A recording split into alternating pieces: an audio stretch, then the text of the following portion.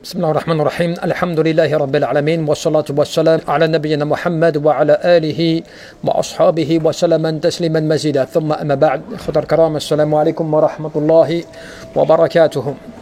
Inch'Allah, on va voir aujourd'hui deux hadiths intéressants rapportés par l'imam Ahmed wa Tirmidhi wa Ibn Hibban et d'autres hadiths sahih. أن النبي صلى الله عليه وسلم يعني ليلة أسري به مر على إبراهيم على نبينا وعليه الصلاة والسلام. Un jour, le prophète, alayhi salatu wassalam, lorsqu'il est sorti, lorsqu'il a voyagé, qu'il a fait le voyage de l'ascension, nocturne de l'ascension, il a rencontré Ibrahim alayhi salam qui lui a donné un ordre. Et c'est ce que nous allons essayer de comprendre et de voir comment on va le mettre en application. Et il lui dit, faqala, donc Ibrahim alayhi salam, il s'adresse au prophète alayhi salatu wassalam, il lui dit, mur ummataka fayukthiru min ghirasi al-jannah. Ibrahim alayhi salam lui dit, ordonne à ta communauté, commande à ta communauté de multiplier les plantations dans le paradis. Qala wa ma ghirasu al-jannah. Et donc les compagnons se sont étonnés et ils ont posé la question au prophète, ils lui ont dit, Ya Rasulullah, que veut dire les plantations fil jannah? Tu vois l'interrogation, le fait que les compagnons étaient intéressés, tu vois, qu'ils voulaient comprendre pour qu'ils puissent le mettre en application, toujours, tu vois. Et le prophète leur dit quoi? Leur dit, La hawla wa la quwwata illa billah. Eh bien, le fait de prononcer cette parole, c'est-à-dire qu'il n'y a de force et de puissance que Allah subhanahu wa ta'ala.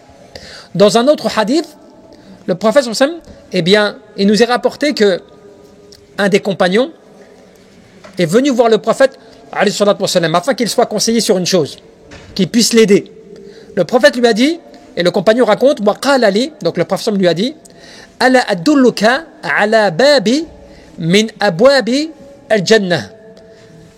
L'homme vient voir le prophète, il lui demande des choses pour être aidé. Et le prophète lui répond, veux-tu que je t'informe d'une chose qui est plutôt une des portes parmi les portes du paradis? Et la personne lui dit, Bala, ya Rasulallah, bien sûr, j'aimerais savoir.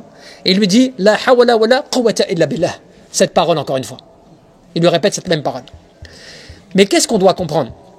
Et c'est là que tout est fondamental et à quel point cela est fondamental dans la bonne compréhension qu'on doit avoir de ces hadiths, de ces paroles, de ces deux paroles, et comment nous, après, on l'applique dans notre quotidien.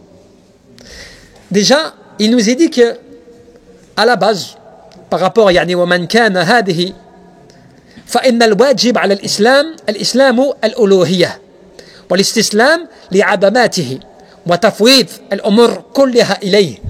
Tu comprends déjà par le fait que tu vois, par cette parole-là, déjà il y a une forme d'obligation quant au fait de se soumettre à celui qui mérite seul l'adoration, qui est Allah subhanahu wa ta'ala.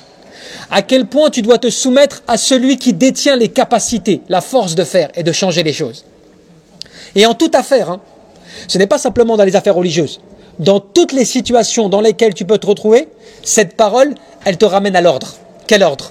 Rappelle-toi et n'oublie pas qu'il n'y a de puissance et de force que Allah subhanahu wa ta'ala. Et qu'est-ce qu'on te dit? On te dit, فهي كلمة عظيمة تعني الإخلاص لله وحده بالاستعانة كما أن كلمة التوحيد لا إله إلا الله تعني الإخلاص لله بالعبادة. Qu'est-ce que cette parole elle veut dire pour toi concrètement? Comment toi tu la comprends? Comment toi tu l'appliques? Pas dans la tarjama, pas simplement dans sa traduction. Je te parle de comment toi tu appliques cette parole véritablement. On te dit que cette parole, déjà, elle renvoie au fait que toi, quand tu prononces cette parole, tu dois avoir la ferme certitude du fait que c'est Allah Azza wa Jal seul qui mérite que tu lui demandes le secours, que tu lui demandes l'aide, l'assistance. Puisque quand tu dis La hawla wa la quwwata illa billah, cela ne veut pas dire, tu vois, simplement le fait, oui, Allah c'est lui qui a la force de tout, c'est lui qui a la puissance de tout. Non, cela veut dire, en réalité, il n'y a rien qui ne puisse être changé d'une situation à une autre.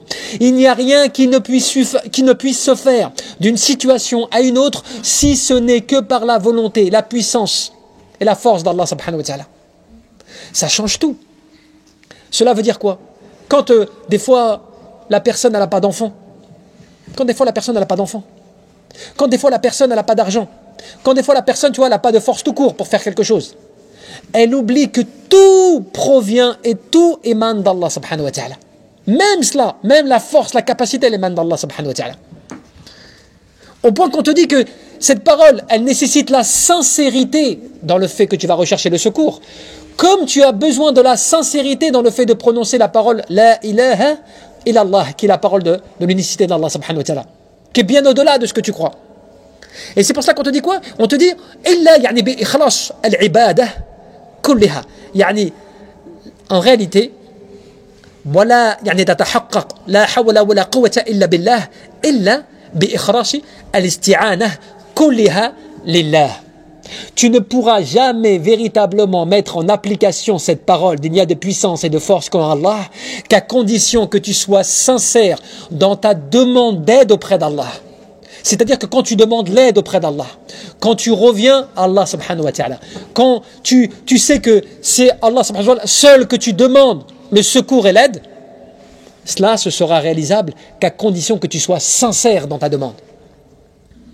وقد يعني جمع الله جل في علا بين هذين الأمرين في سورة الفاتحة. Et tu sais que ces deux choses-là, l'ordre de la sincérité dans la demande d'aide, d'assistance, et le fait dans la sincérité, tu vois, de reconnaître que seul Allah subhanahu wa ta'ala mérite seule adoration, cela tu le retrouves, ces deux ordres, hein, tu les retrouves dans Surat Al-Fatiha. أفضل يعني سورة في القرآن qui est la meilleure surah du Coran.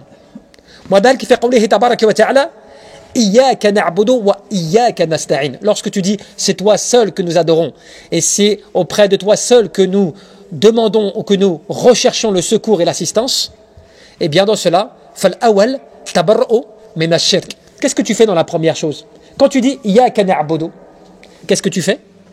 إياك نعبد, c'est toi seul que nous adorons. Cela veut dire je rejette toute forme d'adoration autre que toi, ô Allah. Est-ce que ça vraiment, déjà, nous, on arrive à l'appliquer vraiment? Quand tu sais que des fois, tu vois, notre confiance, on la pose sur des êtres humains, mais on croit vraiment que c'est lui qui va nous aider. Hein. C'est lui qui va nous débloquer la situation. Hein. Tu vois, certaines personnes, par exemple, ils ont besoin d'une chose à la mairie, dans une préfecture, tu vois, à l'ambassade, quelque chose et tout. Tu vois. Ils disent, moi, je connais telle personne, hein. C'est lui qui débloque les dossiers. C'est lui, hein. Si lui il part, c'est mort. C'est fini. Le piston, le truc, tout ça, il n'y a plus rien. Tu sais pourquoi on a mal compris? Parce que si on avait bien compris, on aurait dit, en fait, si j'avais bien compris, en réalité, Allah Azzawajal a décidé que cette personne-là, qui est là-bas, elle est en mesure d'intervenir pour un tel ou un tel. Mais si Allah Azzawajal ne le voulait pas, eh bien, qui que ce soit là-bas ne pourrait rien faire. C'est ça la vérité. Sauf que nous, on a mis notre confiance et on a mis notre croyance sur une personne. En pensant que c'est vraiment la personne, elle, toute seule, par ses capacités et son pouvoir, elle est en mesure de faire. En oubliant, ça vient de qui, ça, à la base? Ça émane de qui, à la base? Est-ce que c'est lui? Est-ce que c'est lui qui s'est auto-créé? Mais lui n'est qu'un être humain, comme toi. Certes, il a un poste, certes, il a un avantage, mais même cela, c'est Allah Jalla fi'ala qui a voulu qu'il arrive à cela. Pour que peut-être à la fin, ils soient en capacité de faire ceci ou cela pour toi. Subhanallah. Dans la réalité des faits, dans la réalité de la pratique. Et c'est pour ça qu'on te dit quoi? On te dit que, quand tu dis Iyyaka na'budu, c'est-à-dire que c'est toi seul que nous adorons, on désavoue toute forme de polythéisme ou d'association à autre, je veux dire, qui serait lié à Allah Azza wa Jalla. On ne cherche rien d'autre dans l'adoration si ce n'est que toi. La purification, la sincérité dans ton adoration. والثاني تبرأ من الحول والقوة وتفويض إلى الله.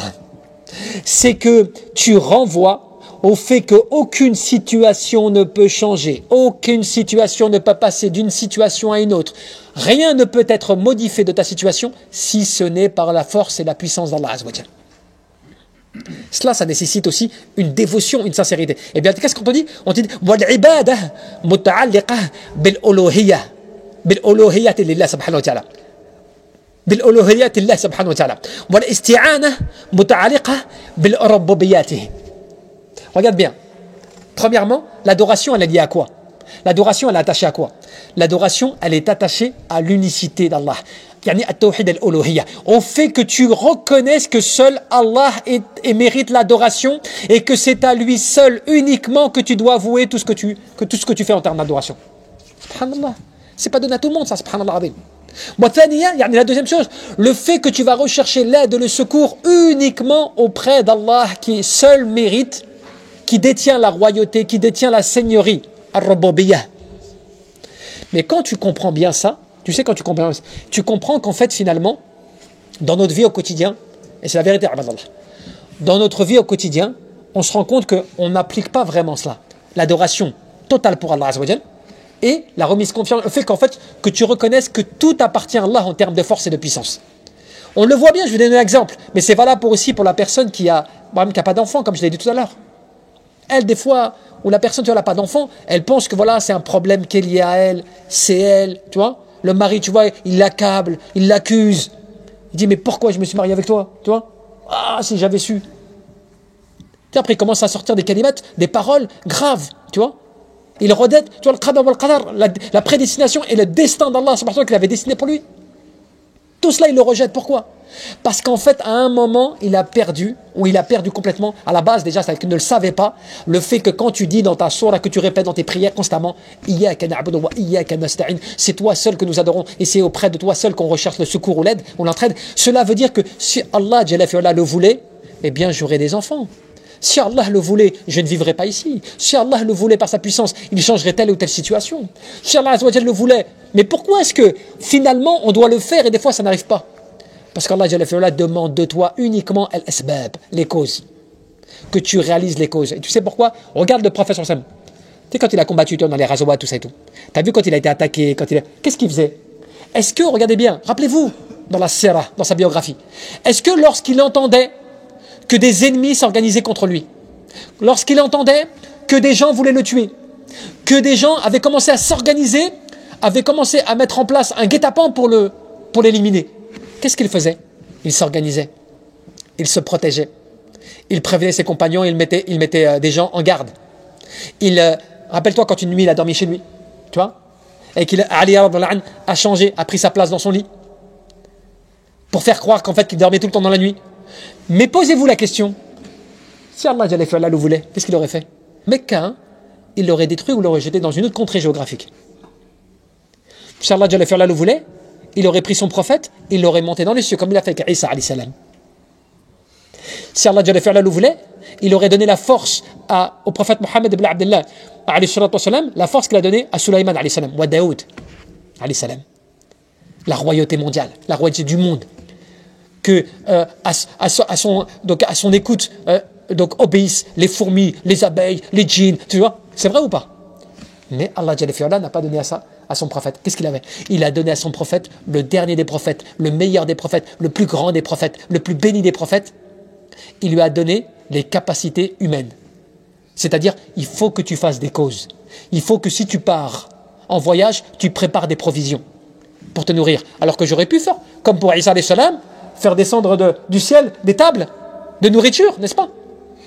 J'aurais pu, comme pour des compagnons, comme des miracles, c'est arrivé. Des fois, il faisait sortir de l'eau du désert. Il donnait le plat ne diminuait jamais lorsqu'il y avait 100 personnes qui mangeaient autour de par la bénédiction, de la baraka, du mec là, de la nourriture, des choses extraordinaires qu'Allah Jalla fi'ala aurait pu faire.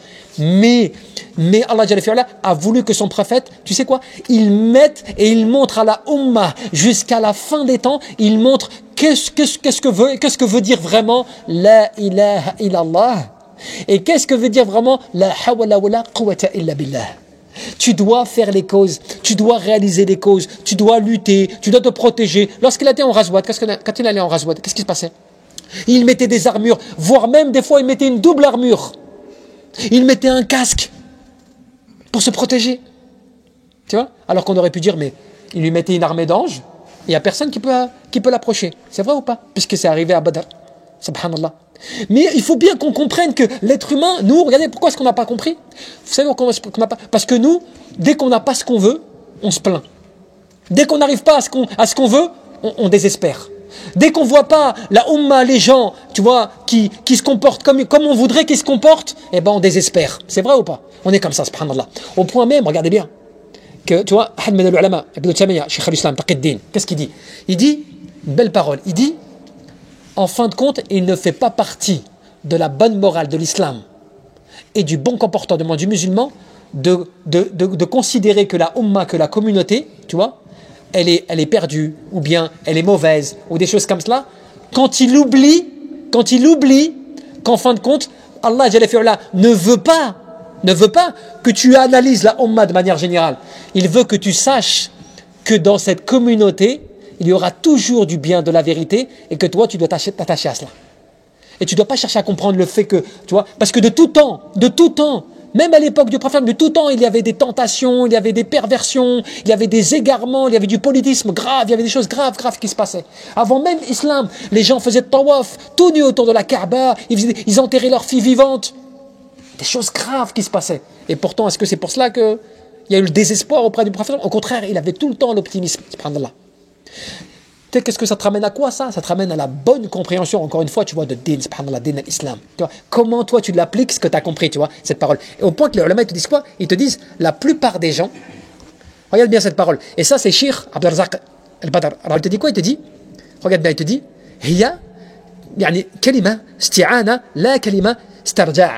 C'est une parole, la hawla wa la quwwata illa billah, c'est une parole où tu recherches le secours et l'aide d'Allah Azza wa Jalla. Ce n'est pas une parole où tu vas entre guillemets, tu sais, tu recherches le fait, eh bien, si je puis dire, tu sais, de rechercher une forme de protection auprès d'Allah.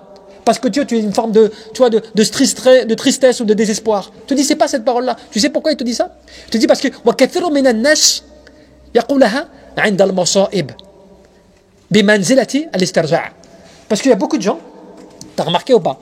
Beaucoup de gens, lorsqu'il se passe quelque chose de grave, ou qu'il n'a pas respecté sa parole, ou qu'il t'arrive une grande calamité, un grand malheur, qu'est-ce qu'il fait? La hawla wa la quwwata illa billah. C'est vrai ou pas? On le fait tous. Quand on lui dit, tu vois, le frère qui devait faire ceci là, bah, il t'a menti. La hawla wa la quwwata illa billah. Tu vois? Cette parole, on l'a dit dans quel cas? On l'a dit lorsqu'on apprend une mauvaise nouvelle, une calamité, une chose, tu vois, qui nous étonne, une chose qui n'est pas normale, une chose qui nous désoriente. Alors que cette parole, normalement, elle ne doit pas être utilisée dans ce sens-là. Cette parole, elle doit être utilisée au contraire de cela. C'est-à-dire que quand toi, par exemple, on te dit, bah mon frère, tu vois, on t'apprend qu'avec ton épouse, tu ne peux pas avoir d'enfant. Tu vois? Tu ne vas pas le dire en disant, la hawla wa, tu sais, c'est quoi ça? Quand tu le dis, c'est quelque part, c'est comme si tu disais en français, mais c'est quoi ça? C'est possible ça arrive ça? Sauf que en arabe, tu traduis par quoi, toi? Tu traduis par la hawla wa la quwwata illa billah. Et tu voulais dire en fait, mais c'est quoi ça? C'est pas possible, tu vois? Alors qu'en réalité, tu aurais dû dire, ah je peux pas, ça sera pas possible, ça pourra jamais m'arriver. Mais allez, la hawla wa la quwwata illa billah. Il n'y a de force et de puissance que Allah Azza wa Jalla.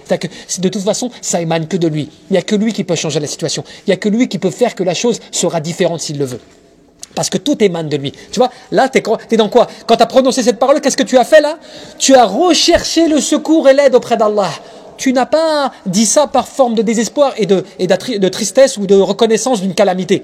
Tu as confondu avec la parole Inna lillahi wa inna ilayhi raji'un. Lorsque tu reçois une calamité ou un malheur, là tu vas dire cela. Oui, tu vois, nous sommes Allah et c'est à lui que nous retournerons.